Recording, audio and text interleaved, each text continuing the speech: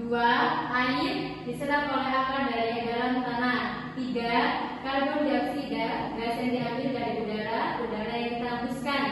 4. Klorofil, yaitu zat hijau daun yang gunanya untuk menangkap cahaya matahari. Ya, jadi syarat terjadinya fotosintesis itu ada 4. Yang pertama, kita membutuhkan cahaya matahari sebagai sumber energi. Sama seperti ketika ibu kita memasak, ibu kita menggunakan kompor untuk memasaknya. Terus yang kedua, air. Gimana sih? Kalau kita kan biasanya ngambil air itu di sumur, di keran, atau di lain sebagainya. Kalau Tuhan itu di mana mengambilnya? Kalau Tuhan itu ngambilnya di dalam tanah. Jadi akan itu masuk ke dalam tanah untuk membawa air. Terus yang ketiga, karbon dioksida atau gas yang diambil dari udara. Nah, karbon dioksida itu seperti apa? Ketika kita bernafas, ketika kita menghembuskan nafas, yang keluar itu karbon dioksida. Sementara yang kita hirup itu adalah oksigen. Terus yang keempat yaitu klorofil, zat hijau daun yang gunanya untuk menangkap cahaya matahari. Sudah paham anak-anak sampai sini? Paham, Bu. Kita next ya. Selanjutnya kita akan mempelajari bagaimana proses terjadinya fotosintesis. Nah, ini untuk reaksi kimia secara sederhana. Nah, 6CO2 ini artinya karbon dioksida. Apa tadi karbon dioksida? Ayo, apa tadi? Yang dikeluarkan dari hembusan nafas kita. Ya, terus 6H2O yaitu air. Air. Terus yang ketiga yaitu cahaya matahari. Kemudian yang dihasilkan apa? C6H12O6 yaitu glukosa atau zat karbohidrat. Dan juga 6O2 yaitu oksigen. Nah, pasti kalian masih bingung kan gimana penjelasannya? Nah, penjelasannya ada di bawah ini. Nah, tumbuhan mengambil CO2 atau gas karbon dioksida dari udara.